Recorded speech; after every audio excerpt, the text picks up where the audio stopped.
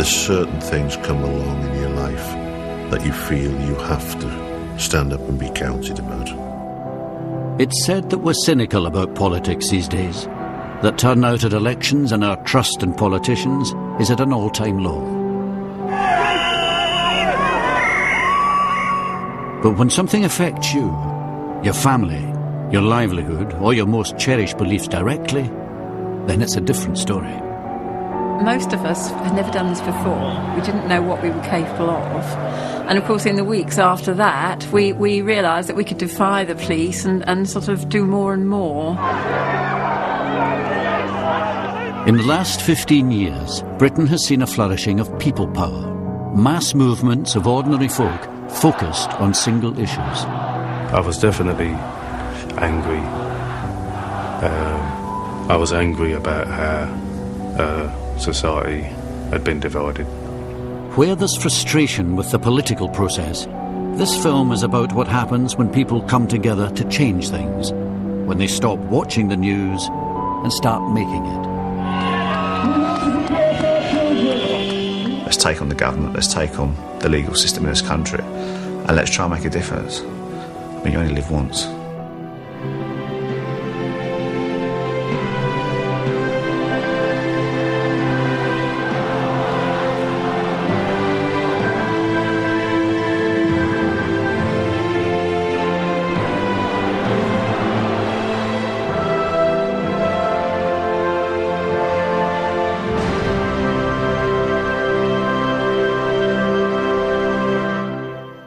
People power can be brutal.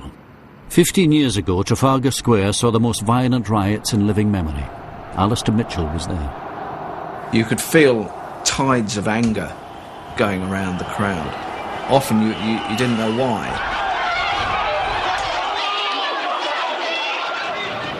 Robert Ray was there too. He was 17 and studying for his A-levels. The only way I can describe it is it becomes like a medieval battle. Well, I wasn't under any illusion that I was going to prison. Footsteps on the balcony. Knock, knock, knock.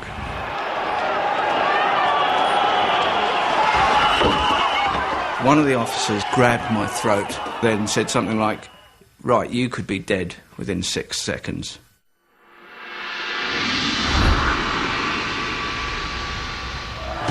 More than 300 arrested in London's night of riots.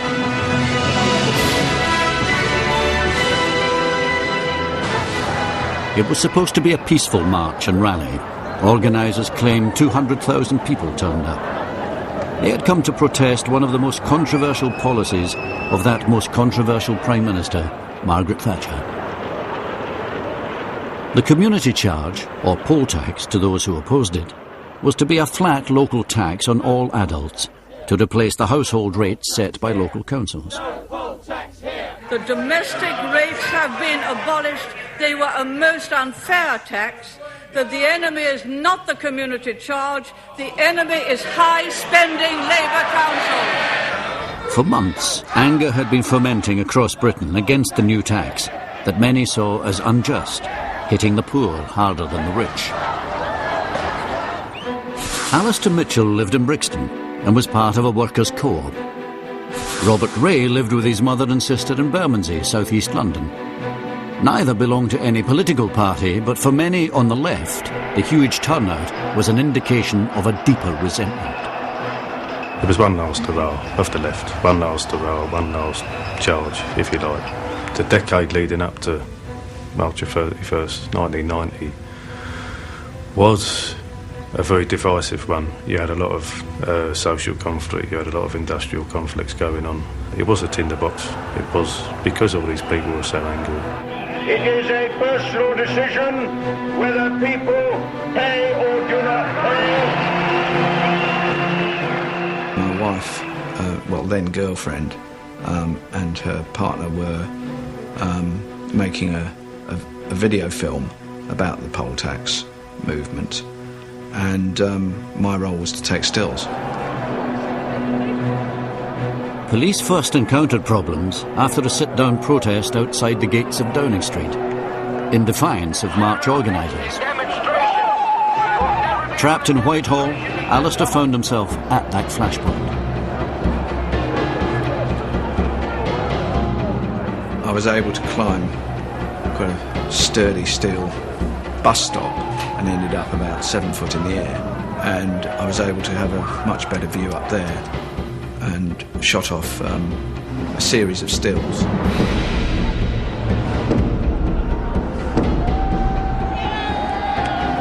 Different accounts blame either a violent hardcore of protesters, including anarchists, or poor police tactics for what was to follow. It did come a point when I did get very frightened, I remember, and that was when a police horse arrived to attempt some sort of crowd control. Mounted police tried to control the crowd, but were pelted with missiles from a nearby building site. One policeman was knocked unconscious.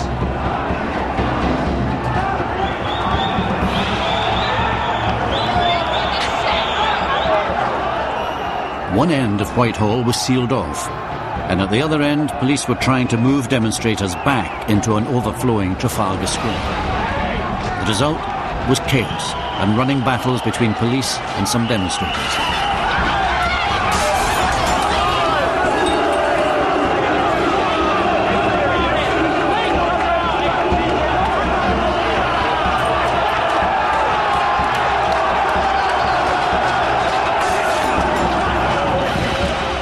A lot of what I saw I'd never seen in my life. I was taken aback, yes.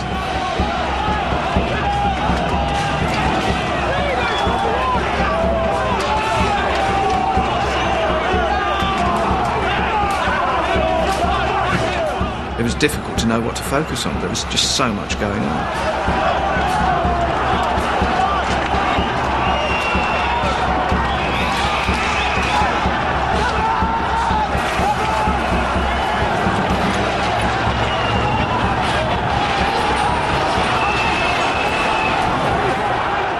Police later estimated that amongst the huge crowd there was a hardcore of around 3,000 determined troublemakers, but others were also drawn into the riot.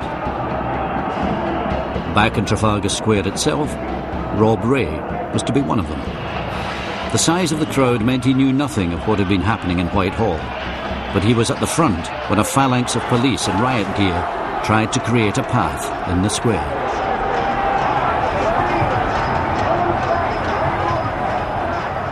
You had the police trying to clear the crowd or attacking the crowd, depending on which side of the fence you were standing on, really.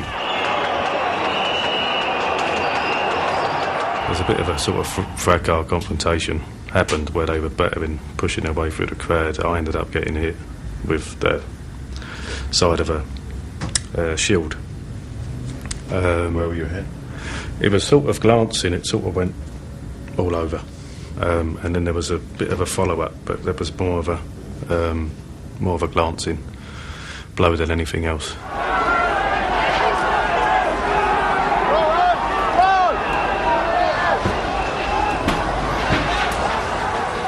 As a 17-year-old, you're not really going to think, right, well, OK, I need to go home now. That's not really how human nature works. There is an element to it that you either you get this fight or flight. You either do stand or you do run. For whatever reason, I didn't choose to run. From then on, Rob Ray was increasingly involved in the medieval battle he recalls.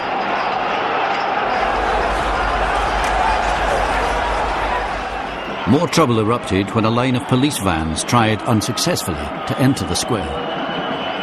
Effectively, what happened was when the vans drove into the crowd, they become trapped because there was so many demonstrators in front of them and to the side of them that they couldn't reverse. A couple of people had been hit by the van, and that served to antagonise the crowd even more.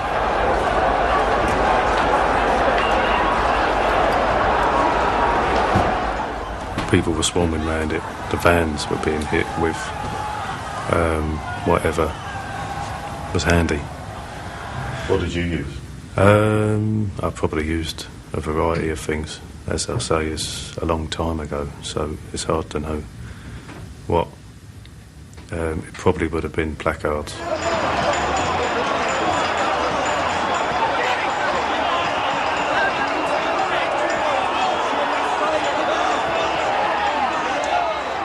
All rational and logical thoughts about what you're doing or why you're doing them or whatever, they go out the window. It's at the moment.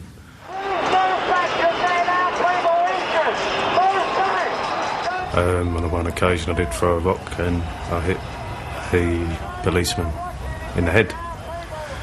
He was wearing a helmet. I can't imagine it probably done that much damage, I don't know. I did turn back through the crowd and jump up in the air like I scored a goal, which isn't, again, that's not the most logical or rational action of a person to take, but it's all in the... It was at the time.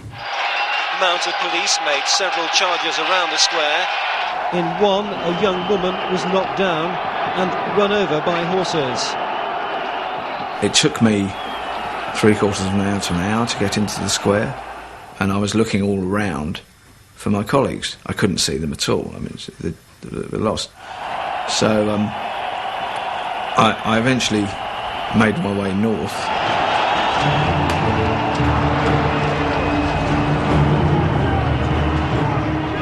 This was people power, out of control. To some, the images of that day became icons of anarchy.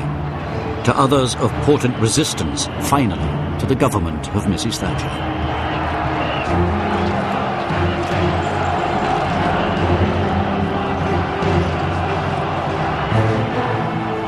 More than 500 people were arrested. 132 people ended up in hospital, including 57 policemen.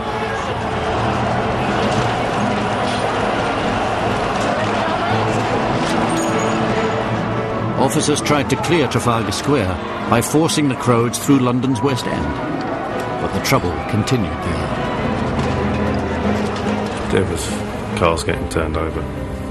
There was windows getting broken in cars. There was a police charging. There was the crowd retreating and going forward and going back. It was what it was. It was a riot.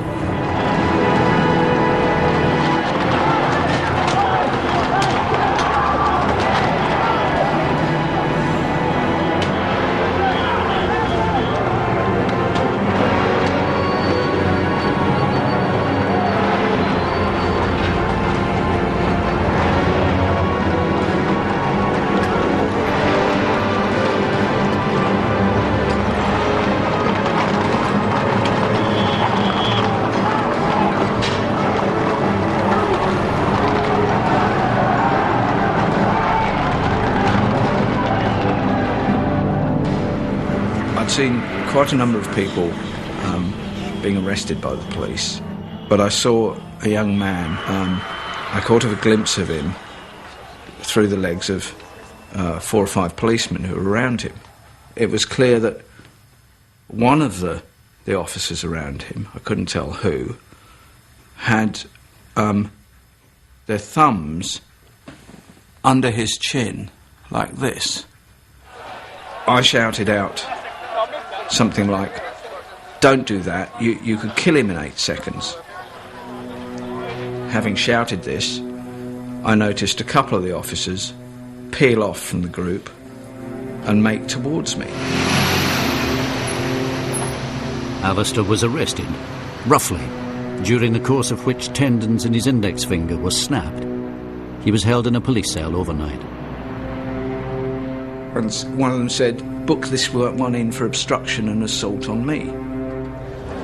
Rob Ray, meanwhile, had been home to change before returning to a still smouldering West End to spend the evening with his girlfriend in a nightclub.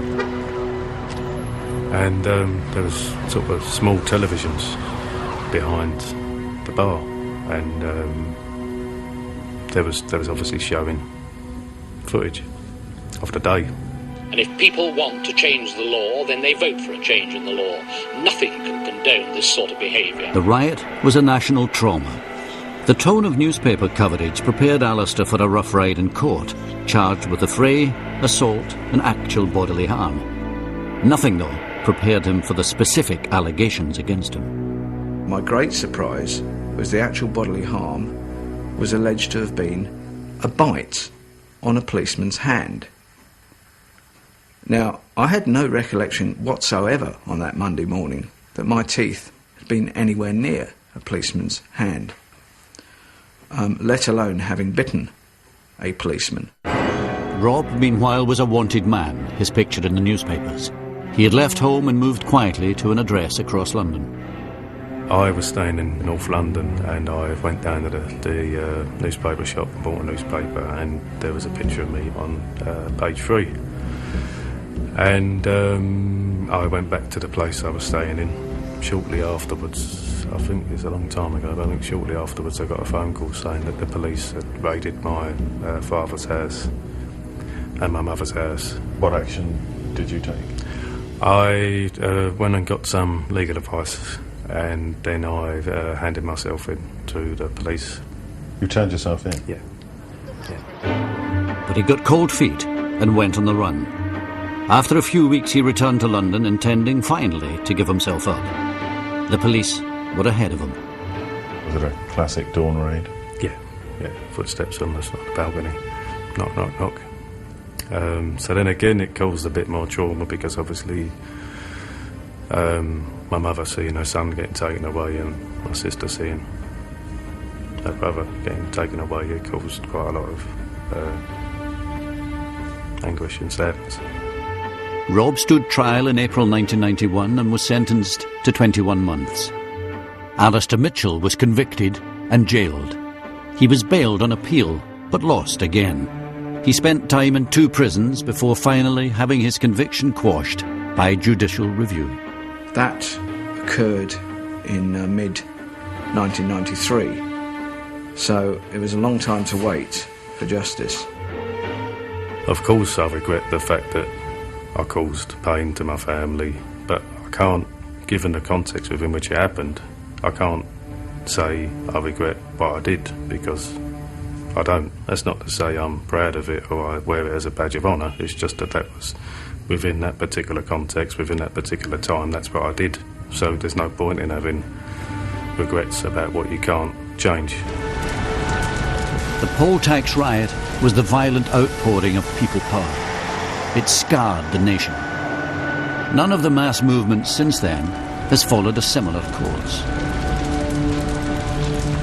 8 months after the riot, Margaret Thatcher was forced from office, in part because many Conservatives deplored the poll tax. Within months, the policy was dead. Ladies and gentlemen, we're leaving Downing Street for the last time after 11 and a half wonderful years. With the fall of Mrs. Thatcher, some of the fizz went out of Parliament.